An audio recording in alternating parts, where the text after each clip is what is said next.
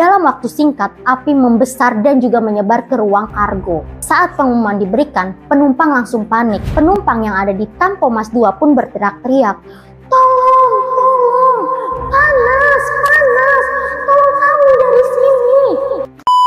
Duduk yang nyaman, pasang kuenya karena ini Intan Storia.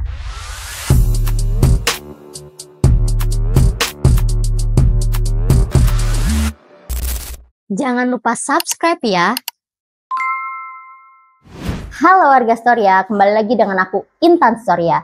Kali ini aku akan membawakan sebuah kisah yang di-request oleh salah satu warga Storia. Inilah kisah transportasi yang paling besar dan juga memilukan di Laut Indonesia, yaitu tenggelamnya kapal Tampo Mas 2 di Selat Makassar dekat dengan perairan Masalembo, Laut Jawa. Bagaimana bisa kapal besar ini bisa tenggelam? Dan apakah ada penumpang yang selamat dari tragedi ini? Ya udah, nggak usah berlama-lama, yuk langsung aja kita ke ceritanya.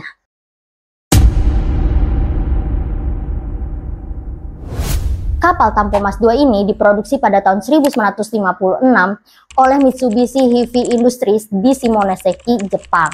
Nah, kemudian dimodifikasi ulang pada tahun 1971 di Taiwan. Jenis kapal ini adalah Ro-Ro, yaitu roll on dan juga roll off. Nah, jadi kapal ini bisa juga mengangkut mobil dan juga motor selain orang tentunya ya warga Storia. Kapal ini berkapasitas 1.250 sampai 1.500 orang penumpang dengan kecepatan maksimum 19,5 knot. Meskipun usianya udah cukup tua, PT Pelni dan juga PT PAN tetap membelinya pada tahun 1971. Kapal ini sebenarnya udah pernah ditolak karena usianya terlalu tua. Namun entah kenapa akhirnya dibeli juga dengan harga yang mencurigakan. 8,3 juta US dollar, padahal sebelumnya hanya ditawar 3,6 juta US dollar. Aneh memang ya, kenapa harganya bisa melonjak tinggi? Curiga. Kapal ini disiapkan dengan rute Jakarta-Padang dan juga Jakarta-Ujung Pandang, di mana biasanya akan memakan waktu di perjalanan 2 hari 2 malam di atas laut. Tanggal 24 Januari 1981, kapal Tampo Mas ini berangkat dari Pelabuhan Tanjung Priuk menuju Ujung Pandang. Seharusnya kapal ini berangkat pada tanggal 23 Januari, tapi ditunda karena adanya kesalahan teknis. Banyak penumpang mengeluh soal kondisi kapal, adanya rembesan air, terus juga suara mesin yang aneh, dan juga kebersihan yang buruk. Tapi karena ini satu-satunya kapal besar untuk rute itu saat itu, jadi nggak ada pilihan lain. Kapal ini mengangkut 1.054 orang penumpang dan juga 82 awak kapal. Nah, kodanya adalah Kapten Abdul Rifai, pelaut senior dan juga sangat berpengalaman. Namun sayangnya dia harus membawa kapal yang sebenarnya tidak layak melaut. Diperkirakan kapal ini tiba di Ujung Pandang pada tanggal 26 Januari 1981 pada pukul 10 waktu setempat. Tapi tidak ada yang menyangka kapal tua ini akan menghadapi malam yang paling kelam dalam sejarah pelayaran Indonesia.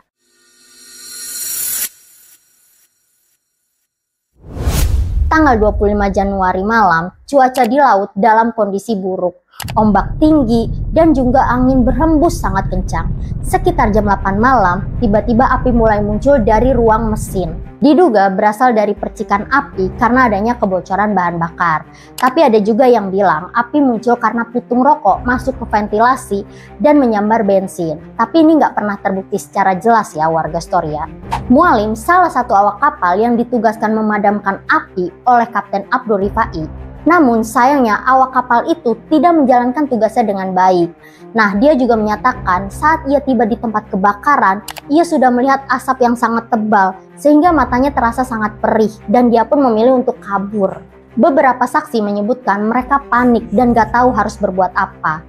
Mereka berlarian, banyak juga yang berteriak-teriak takbir. Allahu Akbar, Allahu Akbar, menggema dari dek ke dek. Sebagian penumpang karena panik dan juga tidak tahan dengan asap, mereka memutuskan untuk melompat ke laut meskipun gelap dan juga ombak tinggi. Bagian mencoba untuk menurunkan skoci meskipun nggak tahu caranya.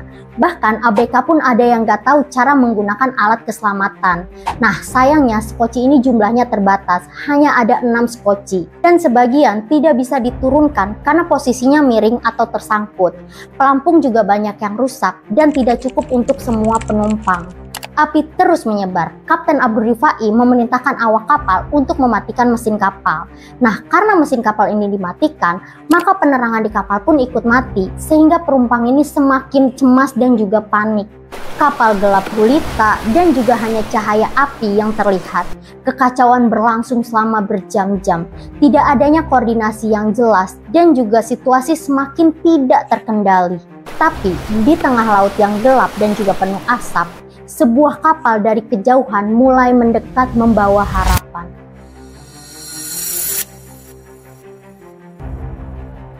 Di tengah kepanikan, sebuah kapal lain, KM Sangihe, melihat asap tebal dari kejauhan.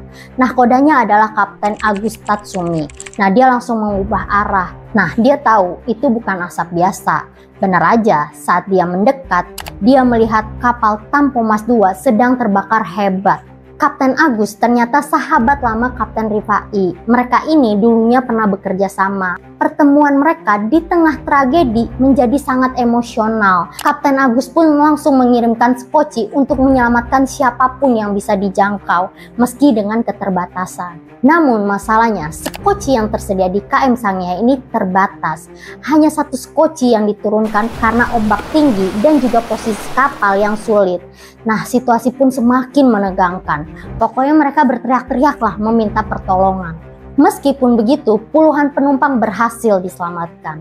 Tercatat sekitar 158 orang penumpang berhasil dievakuasi oleh KM Sangihe. Kapten Rifai sendiri menolak untuk naik ke atas koci dan dia pun memerintahkan agar penumpang didahului. Saya tetap di kapal dan saya akan menjadi orang terakhir sampai semua penumpang dievakuasi, ujarnya. Keputusan ini pun banyak membuat awak kapal meneteskan air mata dan ia pun memilih untuk tetap di kapal, berdiri memantau hingga kapalnya tenggelam.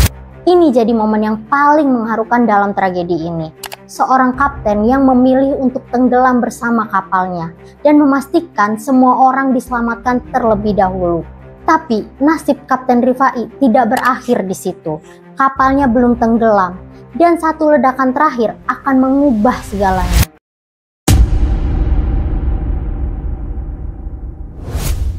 Pada tanggal 27 Januari siang, terjadi ledakan keras di badan kapal. Nah, ledakan ini diduga berasal dari tangki bahan bakar yang terkena panas. Dan ledakan ini pun menyebabkan sebagian badan kapal terbelah. Setelah terbakar hampir 30 jam di laut, akhirnya pada pukul 13.42 WITA, kapal Tampomas II ini tenggelam di Selat Makassar dekat dengan Pulau Masalembo, ujung pandang. Posisinya pada 5 derajat 36 menit lintang selatan dan 115 derajat 50 menit bujur timur. Banyak jenazah yang ditemukan mengapung setelah kejadian itu, sementara yang lainnya hilang dan tidak pernah ditemukan. Kisah Kapten Abdul Rifai menjadi sorotan nasional dan jenazahnya pun ditemukan beberapa hari kemudian.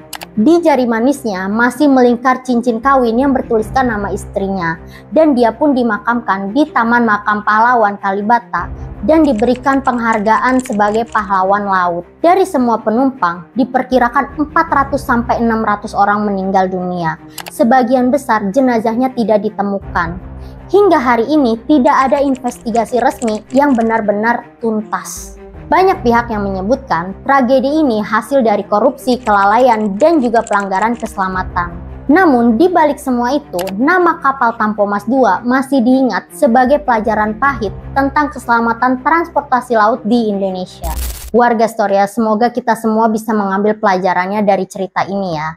Dan semoga semua korban diberikan tempat terbaik di sisinya. Amin amin ya robbal alamin. Sekian dulu video kali ini dan terima kasih untuk warga Storia yang udah menonton video ini. Jangan lupa like video ini kalau kalian suka, subscribe channel YouTube aku, serta share ke teman-teman kalian agar warga Storia semakin besar, dan juga aktifkan loncengnya agar kalian gak ketinggalan video-video aku berikutnya. Bye-bye.